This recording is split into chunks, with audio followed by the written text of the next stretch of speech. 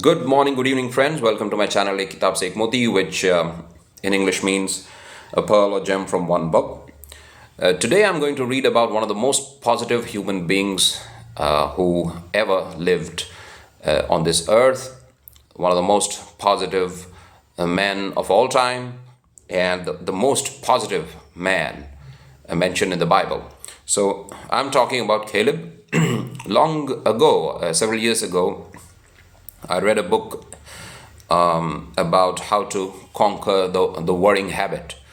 And in that, there was a mention of this man, Caleb, and how he was the most positive of all men of his time. In fact, in the entire biblical history, you'll see that he seems to be the most positive human beings mentioned in the Bible. And there is a reason why he's positive. So we'll see why he's positive and what he did and say to make us believe that he was one of the most positive human beings who ever lived.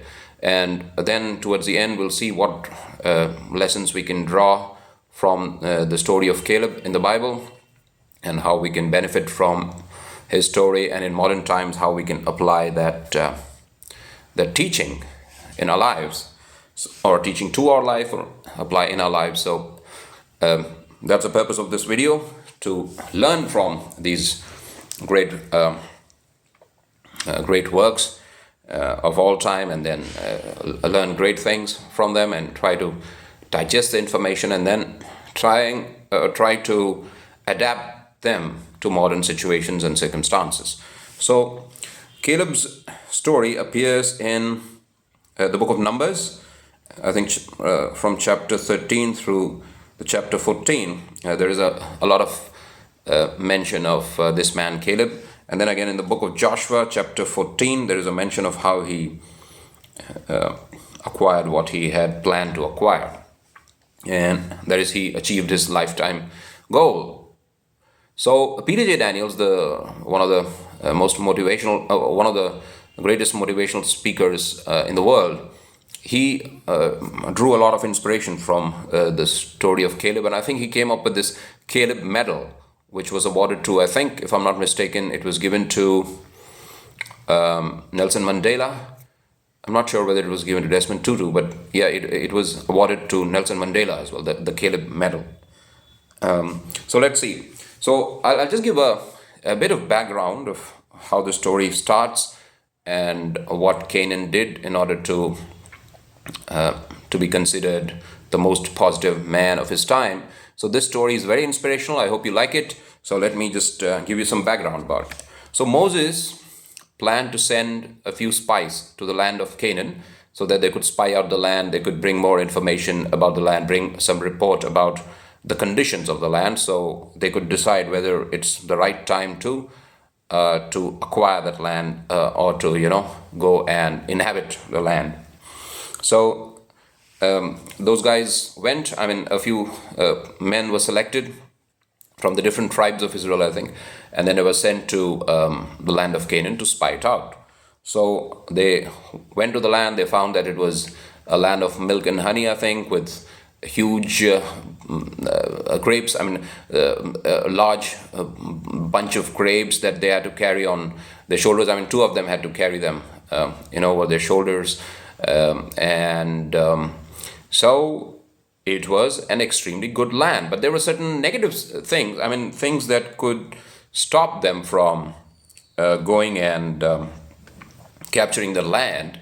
So there were some, I think, giants there, some people who could have defeated the Israelites. So now let's see what the attitude of these spies, what the attitude of these spies was towards that situation. That is, the situation was positive in certain senses, or in from certain aspects the situation was positive, from certain other aspects the situation was negative.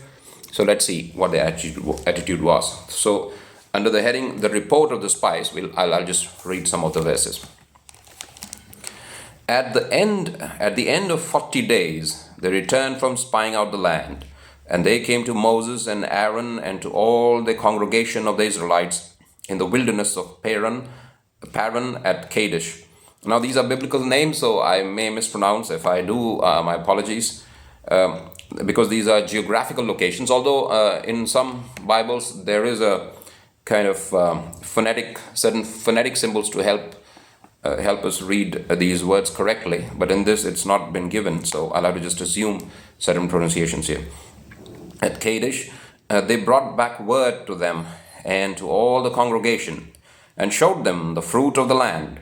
And they told him, "We came to the land to which you sent us. It flows with milk and honey, and this is its fruit. Yet the people who live in the land are strong, and the towns are fortified and very large. And besides, we saw the descendants of Anak there.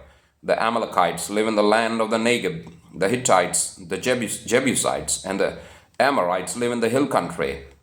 And the Canaanites live by the sea and along the Jordan." So this is the initial report they brought. Now I said that they had to carry that, two people had to carry that bunch of grapes on their shoulder, right? Let me see if I can get the exact phrase. Or maybe I didn't phrase it properly. So let me just see how it has been phrased here. Okay. "And they came to the Wadi Eshcol and cut down from there a branch with a single cluster." So cluster of grapes is a better phrase. So this is how we improve our vocabulary. I mean, I initially said bunch of grapes, but a cluster of grapes sounds much better. So they cut down from there a branch with a single cluster of grapes, and they carried it on a pole. So they carried it on a pole between two of them. So now see, when you are trying to learn English and you want to describe a situation, so I said they carried these on their shoulders. Two of them had to carry. Now I didn't completely describe the situation, so the image that may have formed in your mind may not have been very accurate. But now see the biblical description here. That's the benefit of reading these great books, so that you develop your descriptive power and you become a better speaker and writer. So just see how it's been described. "And cut down from there a branch with a single cluster of grapes, and they carried it on a pole." They carried it on a pole between two of them. So now you can visualize it better. So they are carrying it on a pole between two of them. So I think it's a better way of describing. Anyhow, that was about improving your language when you read great books. Now let's see. That was the initial report that they brought to Moses. And now let's see what Caleb says. "But Caleb quieted the people," because these guys were also focusing on the negative things. What could stop them from going and capturing the land? "But Caleb quieted the people before Moses and said, 'Let us go up at once and occupy it, for we are well able to overcome it.' Then the men who had gone up with him said," now these are negative fellows, "We are not able to go up against this people, for they are stronger than we are." Sometimes we also say stronger than us, but grammatically speaking, this is the right way. "So they brought to the Israelites an unfavorable report," a negative report, "of the land that they had spied out, saying, 'The land that we have gone through as spies is a land that devours its inhabitants,'" that is, eats up its inhabitants. "And all the people that we saw in it are of great size. There we saw the Nephilim. The Anakites come from the Nephilim. And to ourselves we seem like grasshoppers, and so we seem to them." So they had a negative attitude about themselves. That is, they saw themselves as weak, and so the others also saw, those guys in Canaan also saw them as weak. And now the people rebel. "Then all the congregation raised a loud cry, and the people wept that night, and all the Israelites complained against Moses and Aaron. The whole congregation said to them, 'Would that we had died in the land of Egypt.'" Now these fellows had come out of Egypt, right? They escaped Egypt and they were moving towards the promised land. "Or would," that is, we wish, "would that we had died in this wilderness. Why is the Lord bringing us into this land to fall by the sword?" Now they're complaining. So now they are looking at a previous situation, which was a negative situation, but they are thinking now that maybe that was a better situation, because now we have challenges to face. So these guys were thinking that good things will come to them without any effort, without any challenges. So these were negative. Now just see what Caleb says. "Then Moses and Aaron fell on their faces before all the assembly of the congregation of the Israelites, and Joshua son of Nun." So these two were positive, Joshua and Nun. "And Joshua son of Nun and Caleb son of Jephunneh, who were among those who had spied out the land, tore their clothes and said to all the congregation of the Israelites, 'The land that we went through as spies is an exceedingly good land. If the Lord is pleased with us, he will bring us into this land and give it to us, a land that flows with milk and honey. Only do not rebel against the Lord, and do not fear the people of the land, for they are no more than bread for us. Their protection is removed from them, and the Lord is with us. Do not fear them. But the whole congregation threatened to stone them. So those negative guys were planning to stone these two guys. Now, then the Lord appears, and then he tells them that only the two of them would reach the promised land, and the others would die, wandering in the desert. So only Joshua and Caleb reached the promised land. So this is what God said about Caleb. Then the Lord said, I do forgive just as you've asked. Nevertheless, as I live, and as all the earth shall be filled with the glory of the Lord, none of the people who have seen my glory and the signs that I did in Egypt and in the wilderness, and yet have tested me these 10 times and have not obeyed my voice, shall see the land that I swore to give to their ancestors. None of those who despise me shall see it. So all these negative followers will not see the promised land. But, now this is the main line. But my servant Caleb, because he has a different spirit and has followed me wholeheartedly, I will bring into the land into which he went, and his descendants shall possess it. So God had very positive words to say about Caleb. And now let's see how the promise was fulfilled. It was fulfilled in the book of Joshua 40 or so years later. So let's see 40 years later how Caleb is doing, whether he's still positive or because of age and struggle and difficulties he has lost his positive attitude. Let's see. Hebron. Now it's pronounced in different ways. Hebron, or Hebron. So let's pronounce it as Hebron. Hebron allotted to Caleb.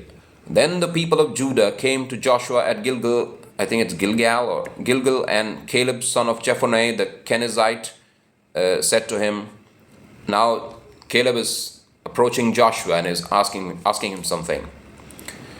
You know what the Lord said to Moses, the man of God, in Kadesh Barnea concerning you and me. I was 40, so he was 40 years old when he went to spy out the land. Now 45 years have passed, so he's 85 years old now, Caleb. I'm sorry, 45 years have passed. I was 40 years old when Moses, the servant of the Lord, sent me from Kadesh Barnea to spy out the land, and I brought him an honest report.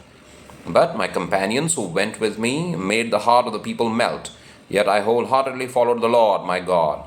And Moses swore on that day, saying, Surely the land on which your foot has trodden shall be an inheritance for you and your children forever, because you have wholeheartedly followed the Lord my God. And now, as you see, the Lord has kept me alive, as he said, these 45 years since the time. Sorry, I think I was mistaken. I said 40 years had elapsed, right? So 45 years had passed since that incident where the tribes were sent to spy out the land.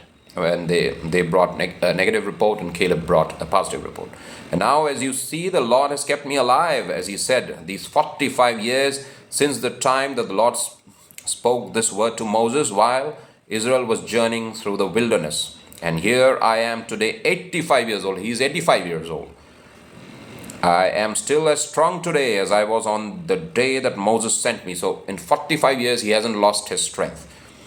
My strength now is as my strength was then, for war and for going and coming. So now, give me this hill country, give me this mountain, is what has been mentioned in the book, in the KJV, the authorized version. So now give me this hill country for which the Lord spoke on that day. For you heard on that day how the Anakim were there with great fortified cities. It may be that the Lord will be with me, and I shall drive them out, as the Lord said. Then Joshua blessed him and gave Hebron to Caleb son of Jephunneh for an inheritance. So Hebron became the inheritance of Caleb son of Jephunneh the Kenizzite to this day, because he wholeheartedly followed the Lord, the God of Israel. Now the name of Hebron formerly was Kiriath Arba. This Arba was the greatest man among the Anakim, and the land had rest from war. So this is the amazing story of Caleb in the Bible, and I will try to summarize this and or maybe draw some lessons for modern times from this. So the first thing is, when you analyze a situation, when you analyze a situation, you'll see that there are certain positive things in the situation, there are certain negative things, but don't be afraid of the negative things and stop taking some action. I mean, we have to be prudent and we'll have to think of the consequences of our actions, but that doesn't mean our action should be paralyzed and we start complaining and grumbling and thinking that our situation earlier was better and now we have to face some new challenges. So that's not the way a man of positive attitude looks at situations. So in any situation, in any activity, you'll see that there are certain things that are going for you, there are certain other things that are going against you. So focus on the positive and eliminate the negative, or try to shift your focus from the negative things that might happen when you take action. So that's one thing. That is, whenever you analyze a situation, you try to focus on the positive. That's what Caleb said. That is, what were the positive things? The land was flowing with milk and honey, and he thought they were strong, while the others thought that they were weak, and that is how the people of Canaan saw these guys as weak. So one more thing is, the way we look at ourselves is the way the world will look at us. If you think you are positive, you have talent, you have ability, chances are that the world will look at you that way. But if you believe that you have no confidence, that you are a good for nothing fellow, chances are the world will look at you that way. So don't think negatively about you. God has given you all the resources. The only thing is what you do with that, and how you use your mind to focus on your talents and abilities and having confidence in yourself. And that's the second thing.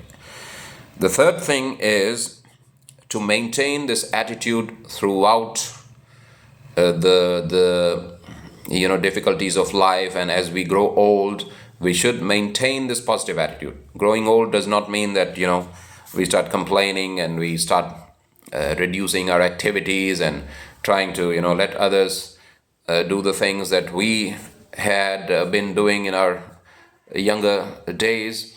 It means maintaining. The story teaches us that we should maintain our positive attitude and our active life throughout our entire lifetime.